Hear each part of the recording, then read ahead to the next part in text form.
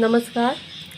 आज हम पढ़ रहे हैं कक्षा 8 का अध्याय 5 खनिज और ऊर्जा संसाधन। मानव जीवन पूर्णतः प्रकृति पर निर्भर है। हमारे चारों ओर विस्तृत प्रकृति ने हमें प्राकृतिक संसाधनों के रूप में अनेक अमूल्य उपहार दिए हैं। खनिज ऐसा एक अत्यंत महत्वपूर्ण उपहार है जो हमारी वर्तमान की जीवन शैली का अभिन्न अंग है। जरा सोचिए, हमारे घर में कितनी वस्तुएं ऐसी हैं जिनका निर्माण खनिजों द्वारा हुआ है। क्या हम उन वस्तुओं के बिना हमारा जीवन जी सकते हैं? खनिज का अर्थ। हम अपने दैनिक जीवन में ऐसी अनेक वस्तुएं हमारे आसपास देखते हैं जो विभिन्न खनिजों से मिलकर बनी हैं तथा हमारे लिए उपयोगी हैं। खेतों में फसल उत्पादित करने वाले औजारों से लेकर हमारे घर में दैनिक उपयोग में आने वाले बर्तनों तक सब में खनिज है। अब प्रश्न उठता है कि खनिज क्या है? खनिज प्राकृतिक रूप से उपलब्ध ऐसी वस्तु है जिसकी एक निश्चित आंतरिक तथा रासायनिक संरचना होती है। सामान्य अर्थ में हम यह भी कह सकते हैं कि जमीन से खोदकर निकाली जाने वाली वस्तुओं को खनिज कहते हैं। हमारी पृथ्वी का स्थल मंडल एवं उस पर पाई जाने वाली चट्टानों अनेक खनिजों के मिश्रण से बनी हैं। कुछ चट्टानें अनेक खनिजों का मिश्रण तो कुछ चट्टानें एक ही खनिज से बनी हो सकती हैं, जैसे चूना पत्थर। इन्हीं चट्टानों से हम खनिज प्राप्त करते हैं जो हमारे लिए अत्यंत उपयोगी हैं। क्या आप जानते हैं, प्राचीन समय से ही हमारी सभ्यताओं के विकास में धातुओं का योगदान महत्वपूर्ण रहा है। आपने इतिहास की कक्षा में पढ़ा है कि विभिन्न युगों में हमारे पूर्वजों ने धातुओं का उपयोग प्रारंभ किया एवं अपने जीवन को आरामदायक बनाया। सोचिए कि हमारे इतिहास को पाषाण युग, कांस्य युग या लोह युगों में क्यों बांटा जाता है। धातु की खोज के बिना भवन, उद्योग धंधे, कृषि, परिवहन आदि का विकास अत्यंत कठिनाई भरा होता है। इन सभी में धातुओं का महत्वपूर्ण योगदान है। खनिजों के प्रकार। अपने गुणों के आधार पर खनिजों को कई भागों में वर्गीकृत किया जा सकता है। जरा सोचिए, आपकी माँ या किसी अन्य के द्वारा पहने जाने वाले गहने किससे बने हैं? उन धातुओं के नाम बताइए। ये धातु भी हमें खनिजों से ही प्राप्त होती हैं। धात्विक खनिज वे खनिज होते हैं जिसमें मूल रूप से धातु विद्यमान रहती है और जो कठोर होते हैं, जैसे लोहा अयस्क, मैग्नीज, सीसा, जस्ता, तांबा, सोना, चांदी आदि। सामान्यतः ये खनिज हमें अयस्कों के रूप में मिलते हैं जिनके साथ कई अन्य अवयव भी मिले हुए होते हैं। इन अवयवों में से रासायनिक क्रियाओं द्वारा धातुओं को अलग किया जाता है। खनिज तथा अन्य अवयवों के इस मिश्रण को ही अयस्क कहते हैं, जैसे हेमेटाइट, मैग्नेटाइट, लिमोनाइट तथा सिडेराइट आदि लोह धातु के अयस्क हैं। इसी प्रकार बॉक्साइट से एल्यूमीनियम प्राप्त किया जा सकता है। अधात्विक खनिज वे होते हैं जिनमें धातु का अंश बिल्कुल नहीं पाया जाता, जैसे संगमरमर, इमारतों में उपयोग में लाए जाने वाले पत्थर जैसे ग्रेनाइट, बलुआ पत्थर आदि। अन्य अधात्विक खनिजों में अभ्रक, घिया पत्थर, जिप्सम, चूना पत्थर आदि हैं। कुछ खनिज ऐसे भी होते हैं जिन्हें हम ऊर्जा के साधन के रूप में उपयोग में ला सकते हैं। हमारे परिवहन के साधन, घर में जलता चूल्हा या घरों एवं गलियों को रोशन करती ट्यूबलाइट एवं बल्ब सभी ऊर्जा से ही चलते हैं। जिन खनिजों से हमें ऊर्जा की प्राप्ति होती है वे ऊर्जा खनिज कहलाते हैं, जैसे कोयला, पेट्रोलियम, प्राकृतिक गैस, यूरेनियम, थोरियम आदि। खनिजों के प्रकार, इसको सारणी में दिखाया गया है यहाँ। धात्विक, अधात्विक और ऊर्जा। धात्विक को 2 भागों में बांटा गया है, लोह, अलोह। लोहा अयस्क, मैग्नीज आदि ये लोह है। अलोह में आते हैं सोना, चांदी, सीसा, जस्ता, तांबा आदि। अधात्विक खनिज चूना पत्थर, घिया पत्थर, बलुआ पत्थर, रॉक फॉस्फेट, अभ्रक, जिप्सम, संगमरमर, ग्रेनाइट। ऊर्जा में कोयला, पेट्रोलियम, प्राकृतिक गैस, यूरेनियम, थोरियम आदि। खनन की विधियाँ। पृथ्वी पर खनिजों का वितरण असमान है। इनके मिलने की गहराई भी अलग अलग है। कहीं वे सतह के ऊपर आसानी से प्राप्त हो जाते हैं, कहीं धरती या समुद्र की गहराई से उन्हें खोदकर निकालना पड़ता है। इस प्रकार अलग अलग अवस्था में मिलने वाले खनिजों को भिन्न भिन्न रूप से निकाला जाता है। खनिज निकालने की सामान्य प्रक्रिया खनन कहलाती है। कई खनिज सतह कुछ नीचे ही मिल जाते हैं, तो कई खनिज गहराई में स्थित होते हैं, जिन्हें खुदाई करके गहरे कूपों से निकाला जाता है। जब खनिज सतह के पास ही मिल जाता है और उसे निकालने के लिए केवल ऊपरी परत को हटाना पड़ता है, खनन की इस विधि को विवृत खनन कहते हैं। इसी प्रकार जब खनिज कुछ गहराई में स्थित हो और उस तक पहुंचने के लिए कूपों का सहारा लेना पड़े, तो उसे कूप की खनन कहते हैं। पेट्रोल तथा प्राकृतिक गैस धरातल की अत्यंत गहराई से प्राप्त होते हैं। इसलिए प्राप्त करने के लिए ड्रिलिंग अथवा प्रवेधन विधि का उपयोग किया जाता है। वहीं कुछ खनिज जैसे मिट्टी आदि सतह पर ही प्राप्त किए जा सकते हैं, तो इस विधि को आखनन कहते हैं। किसी स्थान पर खनिज के उपलब्ध होने का अर्थ यह नहीं कि वहाँ खनन क्रिया होगी। आखनन सतह पे ही मिल जाती है। कूप की खनन होता है, वो गहराई में जाके खनिज मिलते हैं। खनिज निष्कर्षण की विधियाँ। खनन, विवृत खनन, कूप की खनन, प्रवेधन, आखनन। विधियों को 3 भागों में बांटा गया है: खनन, प्रवेधन और आखनन। खनन से पहले यह देखा जाता है कि खनन में कितना व्यय आएगा, उसकी गुणवत्ता कैसी है तथा उसका मूल्य क्या है। सामान्यतः खनन लाभदायक स्थिति में ही किया जाता है। खनिज संसाधन। पृथ्वी पर हजारों खनिज विद्यमान है। प्रश्न यह है कि क्या हर खनिज हमारे लिए संसाधन है। संसाधन का अभिप्राय उन वस्तुओं से है जो मानव की किसी आवश्यकता की पूर्ति करती हो, अर्थात हमारे लिए उपयोगी हो। कोई खनिज हमारे लिए संसाधन कब बनता है, आइए एक उदाहरण से इसे समझते हैं। पृथ्वी पर कोयला अत्यंत प्राचीन काल से ही विद्यमान था, लेकिन भाप इंजन के आविष्कार के बाद यह खनिज संसाधन बन सका। उसके उपरांत बड़े पैमाने पर कोयले का खनन तथा उपयोग किया जाने लगा। उसी प्रकार जब तक हमारे पास अणुओं को विखंडित कर उनसे ऊर्जा प्राप्त करने की कोई तकनीक नहीं थी, यूरेनियम तथा थोरियम केवल खनिज थे, खनिज संसाधन नहीं। राजस्थान के प्रमुख खनिज। राजस्थान में कई प्रकार के खनिज पाए जाते हैं, इसलिए इस राज्य को खनिजों का अजायब घर कहा जाता है। झारखंड के बाद भारत में सर्वाधिक खनिजों का भंडार राजस्थान में ही पाया जाता है। वोलेस्टोनाइट तथा जस्पर खनिजों का उत्पादन तो भारत में केवल राजस्थान से ही होता है। वोलेस्टोनाइट और जास्पर राजस्थान का एकाधिकार है इन 2 खनिजों पर। क्या आप जानते हैं, विश्व के 7 आश्चर्यों में से एक ताजमहल का निर्माण राजस्थान के नागौर जिले में स्थित मकराना की खानों से निकले संगमरमर से किया गया था। सारणी संख्या 1 को देखिए। इसमें राजस्थान में उत्पादित प्रमुख खनिज दिए गए हैं। आप इन्हें देखकर बता सकते हैं कि ऐसे कौन कौन से खनिज हैं जिनमें भारत का 90% या उससे ज़्यादा उत्पादन राजस्थान में होता है। ऊर्जा संसाधन। सारणी संख्या 1, खनिजों के नाम।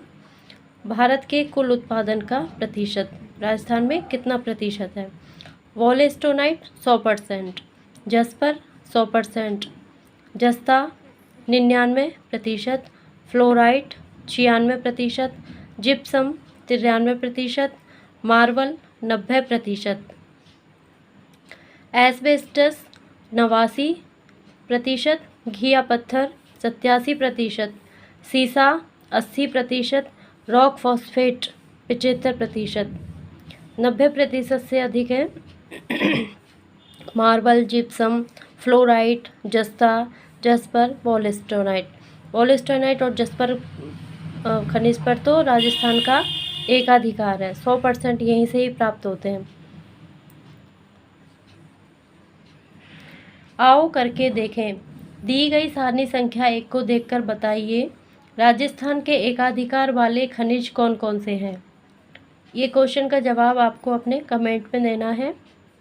राजस्थान में देश के 80% से अधिक उत्पादन वाले खनिजों के नाम लिखिए। विभिन्न खनिजों के नमूनों अथवा चित्रों का संकलन कर उनकी आपस में तुलना कीजिए। नमस्कार, हम पढ़ रहे थे कक्षा 8 का पाठ 5 खनिज और ऊर्जा संसाधन। राज्य के प्रमुख धात्विक एवं अधात्विक खनिज निम्नलिखित हैं। खनिज का नाम और संबंधित जिले।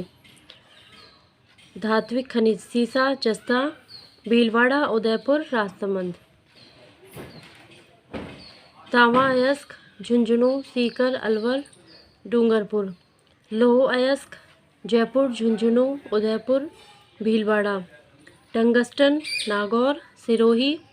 चांदी भीलवाड़ा, उदयपुर, राजसमंद। अधात्विक खनिज रॉक फॉस्फेट उदयपुर, जैसलमेर, जयपुर। चूना पत्थर चित्तौड़गढ़, सिरोही, नागौर, कोटा, बूंदी, जैसलमेर। अभ्रक भीलवाड़ा, अजमेर, उदयपुर, जयपुर। जिप्सम बीकानेर, जैसलमेर, नागौर, बाड़मेर। घिया पत्थर उदयपुर, भीलवाड़ा, डूंगरपुर, दौसा। वॉलेस्टोनाइट सिरोही, अजमेर, उदयपुर, पाली। लिग्नाइट कोयला बीकानेर, बाड़मेर, नागौर। संगमरमर राजसमंद, नागौर, उदयपुर, जयपुर, बांसवाड़ा। ग्रेनाइट जालौर, जैसलमेर, पाली, सिरोही। बलुआ पत्थर जोधपुर, बूंदी, भीलवाड़ा, धौलपुर, कोटा, चित्तौड़गढ़। आओ करके देखें। राजस्थान के रूपरेखा मानचित्र पर सारणी संख्या 2 में दिए गए खनिजों के नाम संबंधित जिलों में दर्शाइए। हम प्रतिदिन देखते हैं कि शाम के बाद अंधेरा हो जाता है, लेकिन हमारे घर में बल्ब, ट्यूबलाइट आदि जलाकर इस अंधेरे को दूर कर देते हैं। गर्मी लगने पर पंखा, कूलर आदि चला देते हैं। जल्दी ख़राब होने वाली वस्तुओं को फ्रीज में रख देते हैं। आप सोचिए कि ये सब किससे चलते हैं। इन सब को चलाने के लिए ऊर्जा की आवश्यकता होती है, जिसे हम बिजली भी कहते हैं। ठीक इसी तरह खाना बनाने के लिए चूल्हे से लेकर हमारे यातायात के साधन जैसे मोटरसाइकिलें, बसें, रेल, कार, हवाई जहाज़ आदि सभी ऊर्जा से ही चलते हैं, जिन्होंने हमारे जीवन को बेहद आरामदायक बनाया है। किसी भी स्थिर वस्तु में गति पैदा करने के लिए ऊर्जा की आवश्यकता होती है और ये ऊर्जा हमें इसके विभिन्न स्रोतों से प्राप्त होती है।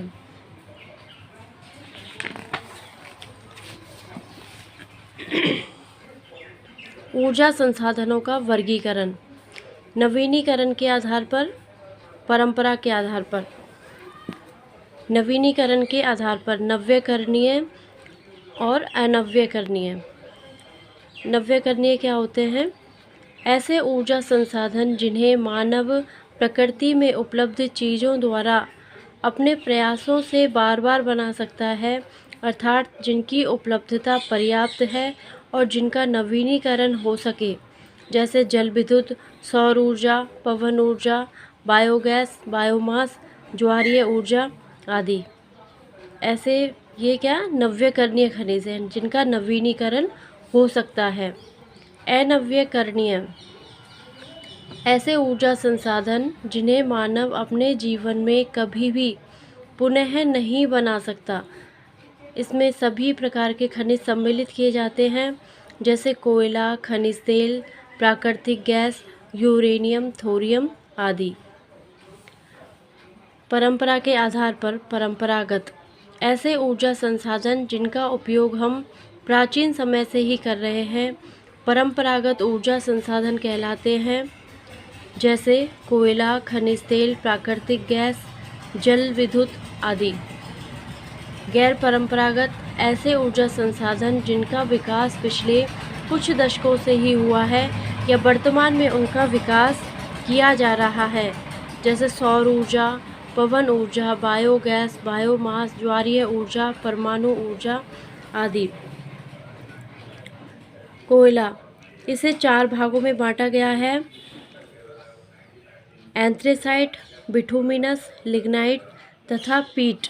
एंथ्रेसाइट सर्वश्रेष्ठ गुणवत्ता वाला कोयला होता है, जिसमें 80% से अधिक कार्बन होता है तथा ये कम धुआं छोड़ता है।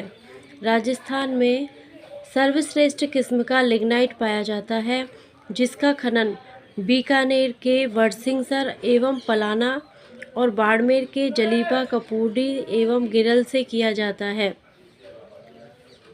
लिग्नाइट का उपयोग विद्युत ऊर्जा तैयार करने में किया जाता है। राजस्थान के प्रमुख तापीय ऊर्जा संयंत्र कोटा और सूरतगढ़ में स्थित हैं, लेकिन यह पर्यावरण के लिए अच्छा नहीं माना जाता, क्योंकि इससे अत्यधिक मात्रा में प्रदूषण फैलता है। राजस्थान में पाया जाता है लिग्नाइट, जो कि बीकानेर और बाड़मेर में मिलता है। बीकानेर, बाड़मेर, बीकानेर के बरसिंहसर और पलाना और बाड़मेर के जालिपा, कपूरडी एवं गिरल। पेट्रोलियम या खनिज तेल, इसका उपयोग हमारे यातायात के साधनों को चलाने एवं ऊर्जा उत्पादन में किया जाता है। लालटेन या स्टोव में जलता केरोसिन भी पेट्रोलियम का ही उत्पाद है। यह एक महत्वपूर्ण खनिज है जिसके भंडार कम स्थानों पर ही हैं। भारत में खनिज तेल सर्वप्रथम असम में खोजा गया था। वर्तमान में भारत का प्रमुख तेल उत्पादक क्षेत्र बॉम्बे हाई है, जो अरब सागर में स्थित है।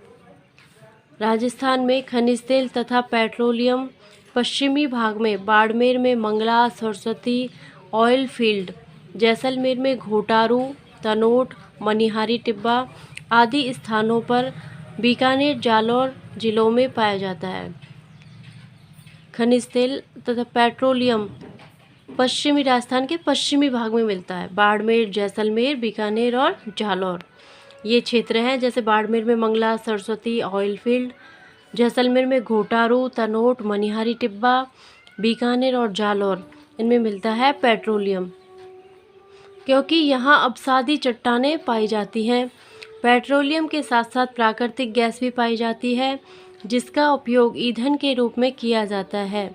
राजस्थान में प्राकृतिक गैस का खनन जैसलमेर से किया जाता है। ये भी अत्यधिक प्रदूषण फैलाने वाले ऊर्जा संसाधन है। मानव द्वारा किए गए अंधाधुंध खनन और अति उपयोग के कारण कोयला, खनिज तेल, प्राकृतिक गैस आदि ऊर्जा संसाधन लगातार कम होते जा रहे हैं। यदि हम इसी प्रकार अविवेकपूर्ण तरीके से इनका दोहन करते रहे तो ये संसाधन जल्द ही समाप्त हो जाएंगे। सोचिए, इनके अभाव में हमारा भविष्य कैसा होगा। जल विद्युत, यह एक अच्छा ऊर्जा संसाधन है, क्योंकि इससे प्रदूषण नहीं फैलता है। साथ ही यह कभी समाप्त होने वाला ऊर्जा संसाधन नहीं है। वर्षा द्वारा नदियों में जल प्रतिवर्ष आता जाता रहता है। भारत में प्रमुख जल ऊर्जा संयंत्र भाखड़ा नागल परियोजना, दामोदर घाटी परियोजना, हीराकुंड परियोजना आदि हैं। राजस्थान की प्रमुख जल विद्युत परियोजनाएं चंबल एवं माही बजाज सागर हैं। साथ ही छोटे बड़े कई बांधों से जल विद्युत का उत्पादन किया जाता है।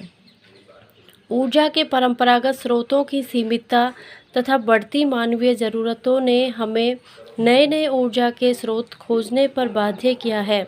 कुछ ऐसे नवीन खोजे गए ऊर्जा संसाधन इस प्रकार हैं। सौर ऊर्जा, यह एक ऐसा ऊर्जा संसाधन है जो कभी समाप्त नहीं हो सकता। हम चाहे जितना भी इसका उपयोग कर लें, अगले दिन हमें उतना ही प्रकाश फिर से मिल जाता है। ऐसे स्थानों पर जहां सूर्य की रोशनी तथा ऊष्मा प्रचुर मात्रा में उपलब्ध होती है, वहां सौर ऊर्जा का उपयोग विद्युत निर्माण में भी किया जा सकता है। भारत जैसे उष्णकटिबंधीय देश में सौर ऊर्जा के विकास की पर्याप्त सुविधाएं उपलब्ध हैं, क्योंकि वर्ष के अधिकांश महीनों में यहाँ सूर्य की किरणें मिलती हैं। बिजली के अलावा इसका उपयोग सौर कुकर, सौर तापक आदि के रूप में किया जा सकता है।